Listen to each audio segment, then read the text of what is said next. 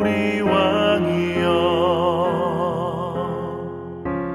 이곳에 오셔서 우리가 함께 드리는 영광을 받아 주소서. 우리는 주님의 백성, 주님은 우리 왕이라.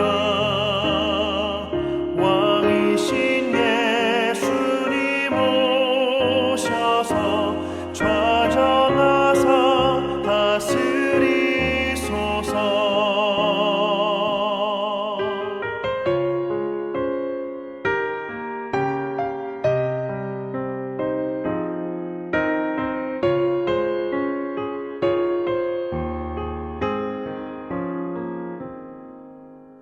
예수 우리 주시여 이곳에 오셔서 우리가 주께 드리는 찬양을 받아 주소서. 우리는 주님의 종들, 주님은 우리 주시라. 주 되신 예수님 오셔서 이 찬양을 받아 주소서.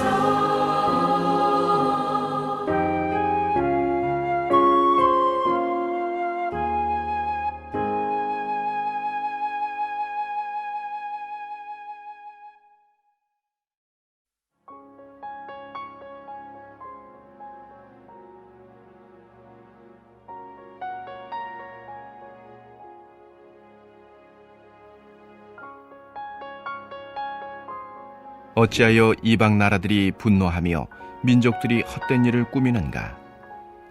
세상의 군왕들이 나서며 관원들이 서로 꾀하여 여호와와 그의 기름 부음 받은 자를 대적하며 우리가 그들의 맨 것을 끊고 그의 결박을 벗어버리자 하는도다. 하늘에 계신 이가 웃으시며 주께서 그들을 비웃으시리로다. 그때에 분을 바라며 진노하사 그들을 놀라게 하여 이르시기를 내가 나의 왕을 내 거룩한 산 시온에 세웠다 하시리로다. 내가 여호와의 명령을 전하노라. 여호와께서 내게 이르시되 너는 내 아들이라. 오늘 내가 너를 낳았도다. 내게 구하라. 내가 이방 나라를 내 유업으로 주리니 내 소유가 땅끝까지 이르리로다. 내가 철장으로 그들을 깨트리며 질그릇같이 부수리라 하시도다. 그런즉 군왕들아 너희는 지혜를 얻으며 세상의 재판관들아 너희는 교훈을 받을지어다. 여호와를 경외함으로 섬기고 떨며 즐거워할지어다. 그의 아들에게 입맞추라. 그렇지 아니하면 진노하심으로 너희가 길에서 망하리니 그의 진노가 급하심이라.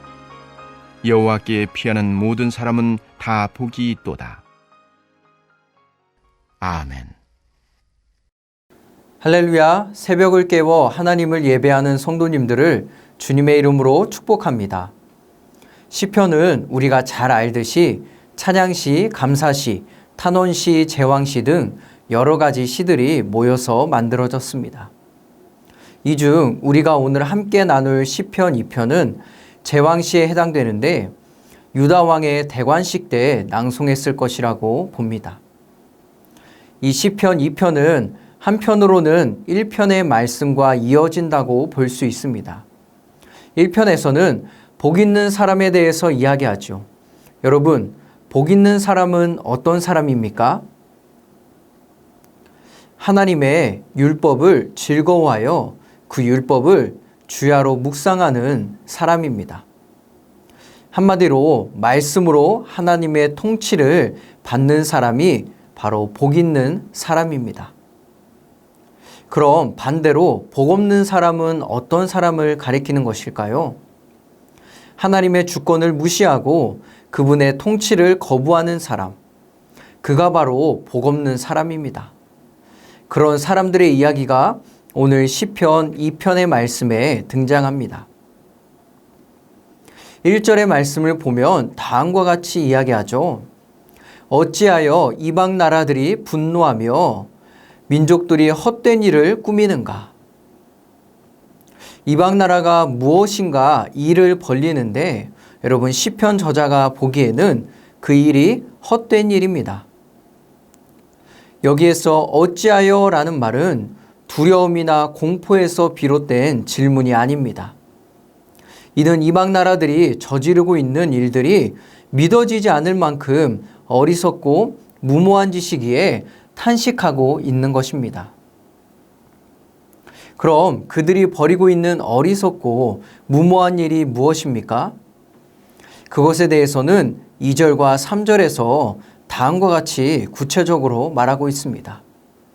우리 함께 읽어보도록 하겠습니다.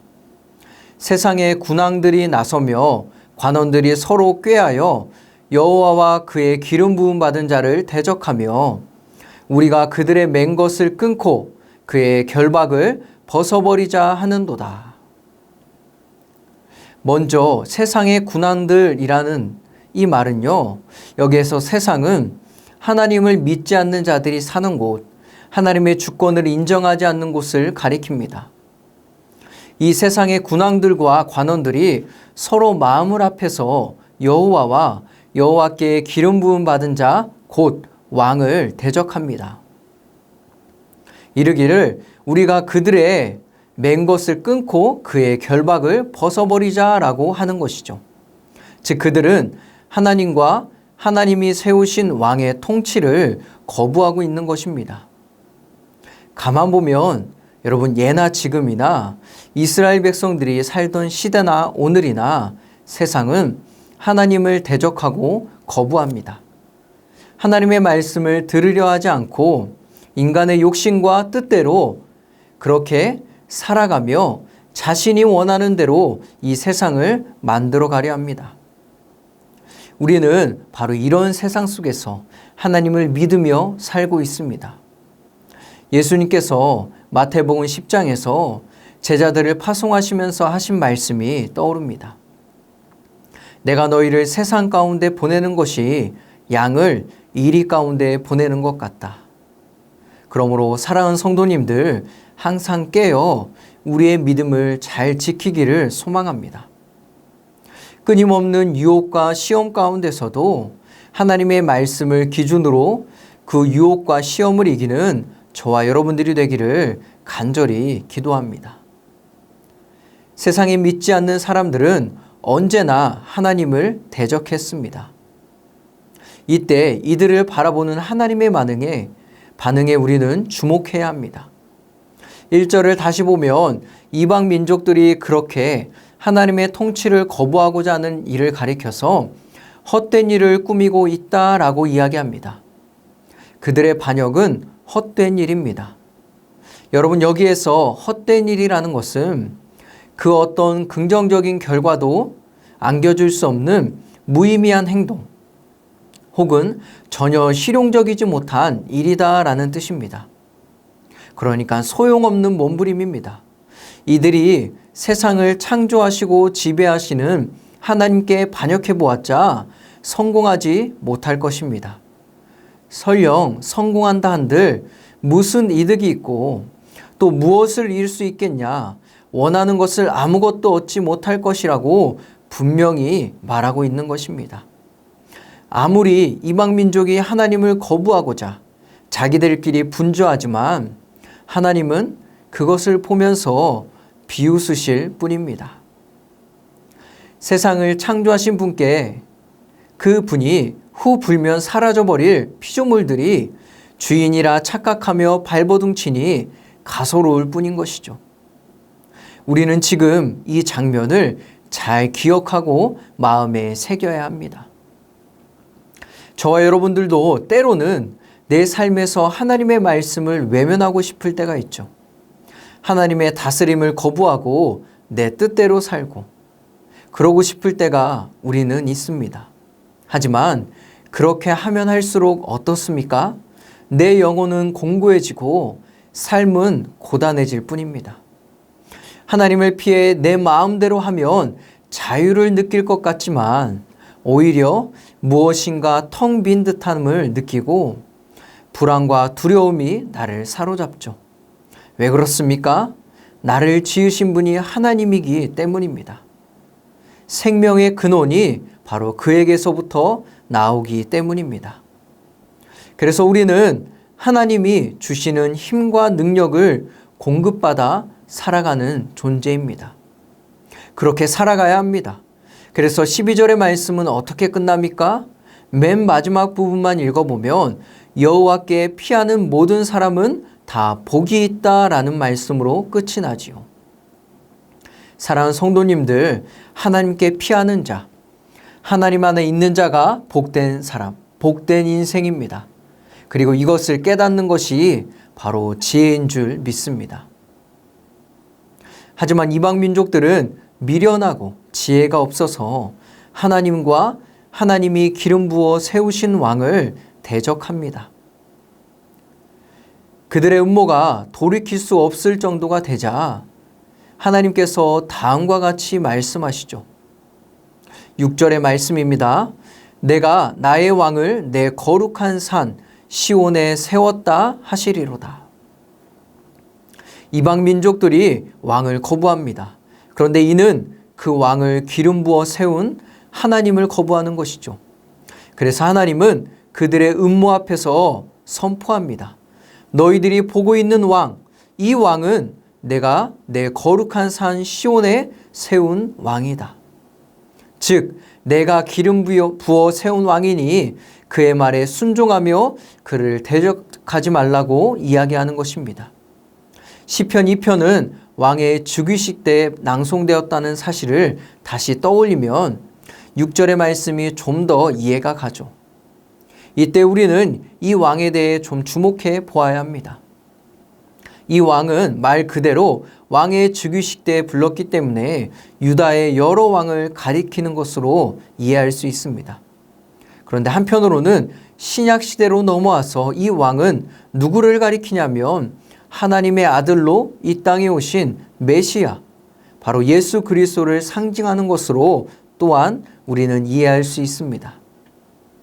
그래서 여러분 6절을 보면 하나님은 이 왕을 당신이 직접 세우셨다라고 말하죠. 그리고 그 왕, 나의 왕, 곧 하나님의 왕이라고 말하고 하나님의 거룩한 산인 시온에 세우셨다면서 세 차례나 하나님 자신과 이 왕을 특별한 관계로 긴밀하게 연결짓습니다. 하나님이 시온에 세운 왕, 곧 이 땅에 보내신 예수 그리스도입니다. 그러면서 이르기를 하나님께서 너는 내 아들이라 오늘날 내가 너를 낳았도다 라고 선포하십니다. 이는 먼저 구약시대의 당시 이스라엘 왕은 하나님의 아들이다 라는 뜻과 동시에 신약시대의 예수 그리스도는 하나님의 아들이심을 또한 온 세상에 증언하는, 선포하는 말씀입니다. 그래서 우리 주님은 나는 길이요 진리요 생명이니 나로 말미암지 않고는 아버지께로 올 자가 없다라고 말씀하신 것이죠. 이 땅의 왕으로 오신 예수님은 바로 하나님의 아들로서 이방 나라를 유업으로 받아 세상을 다스릴 권리를 받으셨습니다. 그리고 세상을 유산으로 받은 예수님은 온 세상을 원하는 대로 다스릴 수 있는 그런 권한을 부여받았습니다.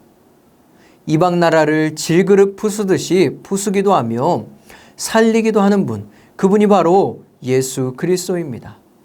그렇다면 여러분, 나는 지금 예수 그리스도와 함께 살고 있습니까? 주님의 통치하심이 내 삶 가운데 있습니까? 주님의 말씀이 나보다 앞서 나를 인도하고 계십니까? 그리고 예수님의 주권을 인정한다는 것은 말로만 주님을 믿습니다라고 하는 것이 아닙니다. 예배 시간에 맞춰 앉아만 있으면 되는 것이 아닙니다. 진정 그리스도를 왕으로 모시고 그분의 통치하심을 받는다는 것은 그리스도의 말씀에 순종하며 사는 삶입니다. 그래서 오늘 시편 2편의 결론이 어떻게 시작됩니까? 이렇게 시작되죠. 10절의 말씀을 보면 그런즉이라고 말하죠. 다시 말해서 앞의 이야기를 다 들었으니 그런즉 군왕들아 너희는 지혜롭게 행동하라 라는 것입니다. 재판관들아 교훈을 얻으라 라고 말씀하고 있습니다. 열방들에게 너희를 죽음으로 내모는 반역, 그 무모함과 어리석음을 버리고 목숨을 얻을 수 있는 지혜를 구하라 라고 말씀합니다. 현실을 정확히 파악하고 현명하게 처신하라는 그러한 선포이지요. 지혜롭고 현명하게 처신하는 것은 그럼 무엇입니까? 그것은 하나님을 경외하고 섬기고 떨며 즐거워하는 것입니다. 그리고 그분이 보내신 아들에게 입맞추는 삶을 사는 것입니다. 잠언 1장 7절은 우리에게 하나님을 경외하는 것이 지혜의 근본이다 라고 말씀하고 있죠. 경외한다는 것은 두려워한다는 것입니다. 여러분, 두려워한다는 것은 공포에 사로잡히는 것이 아니라, 그런 말이 아니라 하나님의 존재를 나의 삶에서 무겁게 여기는 것입니다. 떨며 즐거워한다는 것은 하나님을 경외하면서 그의 인자하심과 선하심으로 인해 큰 사랑과 은혜로 말미암아 기뻐하고 감사한다는 것이죠. 그렇게 하나님의 통치하심 아래 거하는 삶을 우리는 살아야 합니다. 또한 그의 아들에 입맞춘다는 것은 자신이 나는 예수님의 증인입니다 라는 것을 바로 인정하는 것입니다. 여러분, 이것은 나를 가치 없는 존재로 여긴다는 뜻이 아닙니다. 예수 그리스도가 내 삶의 주인 되심을 인정하며 주인 되신 주님의 다스리심을 받으라 라는 말씀이지요. 사랑하는 성도님들, 이제 여러분은 어떻게 사실 것입니까? 오늘 어떤 모습으로 살아갈 것입니까? 하나님의 통치를 거부하는 것은 헛된 일입니다. 그것은 헛수고입니다. 남는 것이 없습니다. 하나님이 비웃으실 뿐이며 다만 그분의 분노가 일어날 것입니다. 그러므로 지혜롭고 현명하게 하루를 살아가십시오. 하나님께서 이 땅 가운데 왕으로 세우신 그리스도 앞에서 순종과 겸손의 믿음으로 사는 하루가 되길 기도합니다. 주인 되신 예수님의 말씀을 따라가며 그분 안에 거하고 또 그분 안에 피하는 복된 인생이 되기를, 그런 하루가 되기를 주님의 이름으로 간절히 축원합니다. 우리 함께 이 시간에 기도하기 원합니다. 첫 번째, 내 삶의 왕으로 오신 예수님을 인정하고 그분의 말씀에 순종하는 삶을 살게 하소서. 두 번째, 코로나19 가운데서도 선교사님들의 사역과 삶을 지켜주시고 우리의 믿음을 더욱 굳건히 세우는 시간이 되게 하소서. 우리 함께 이 시간 기도하도록 하겠습니다.